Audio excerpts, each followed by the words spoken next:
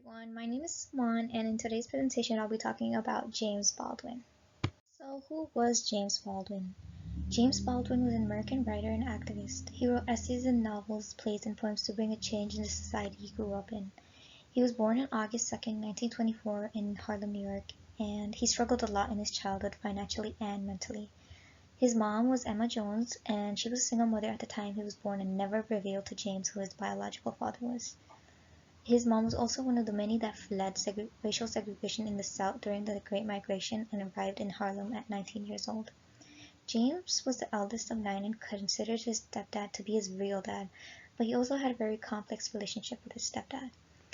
One of the jobs James did was laying tracks for the military in New Jersey.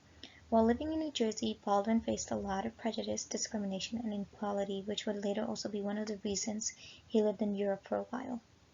Baldwin's writing and work contributed a lot to illuminating on the injustices happening in American society at the time. He shed light on the differences that people faced during that time and how people who were different from others were viewed, the injustices that they were facing, and the obstacles that were being put in their way because of their different skin color. His writing mostly focused on racism and homosexuality in America. Also, him being gay showed the hatred that and oppression gay men, especially at the time, faced. If you were different from the majority, then you would be considered an outsider or a monster in the eyes of many. His work helped to raise public awareness of racial and sexual oppression. Baldwin used his personal experiences to portray the discrimination and prejudice he and so many others faced living in America at the time. And this also challenged America to support equality and justice that it had promised. While he is mostly known for his writing on racism, he also wrote about numerous other topics that addressed the details of his life growing up as a poor gay black man in a wild time in American history. He stood up oftentimes on religion and the manner by which it has been utilized to mistreat black Americans instead of liberating them. Him being openly gay was seen as a threat to the case for black liberation. And in his writing, you can see that he really wanted an America where you can be yourself without any type of compromise. James Baldwin also played a role in the civil rights movement throughout the 60s, where he gave countless interviews and talks on the issues of black Americans both at home and abroad. His intelligence and the way he spoke and wrote truly caught the attention of many audiences for decades, and this is one of the many reasons why that so many of his statements have had such an enduring quality. James Baldwin, through his writing, illuminated the isolation and inequality that the black community and gay community have faced in the United States in hopes of gaining equal rights. And through his work, you can also see that he explains that racism not only affects the oppressed, but also the oppressor.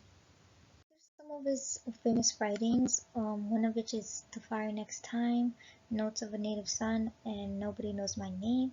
And some of these are his quotes. One is, "Not everything that is faced can be changed, but nothing can be changed until it is faced," and the rest. The Fire Next Time by James Baldwin was first published in 1963 during the emerging civil rights movement. It containing two essays, My Duncan Shook, Letter to My Nephew on the 100th Anniversary of the Emancipation, and Down at the Cross, Letter from a Region of My Mind. The work explores religion and racial injustice in mid-century America. And his book of essays, Nobody Knows My Name, which was published in 1961, explores black-white relations in the United States. This theme was also central to his novel, Another Country, published in 1962, which examines sexual as well as racial issues. And No Name in the Street was James Baldwin's fourth nonfiction book, first published in 1972. Baldwin describes his views and several historical events and figures in No Name in the Street. Some of the quotes from his work are, "The details and symbols of your life have been deliberately constructed to make you believe what white people say about you. Please try to remember that when they believe what they believe as well as what they do and cause you to endure does not testify to your inferiority but to their inhumanity and fear." And this was written in The Fire Next Time. In this quote, he's basically talking about how society had drilled negative thoughts into the black community and always viewed them negatively, but he wants his community to know that none of that is true and for his community to stand up for themselves. In No Name on the Street, he wrote, "If one really wishes to know how justice is administered in a country, one does not question the policemen, the lawyers, the judges, or the protected members of the middle class. One goes to the unprotected, those precisely who need the law's protection most, and listens to their testimony." In this quote, Baldwin was explaining how the unprotected, such as the one in need in most need of equality, are the first to be viewed where justice is promised.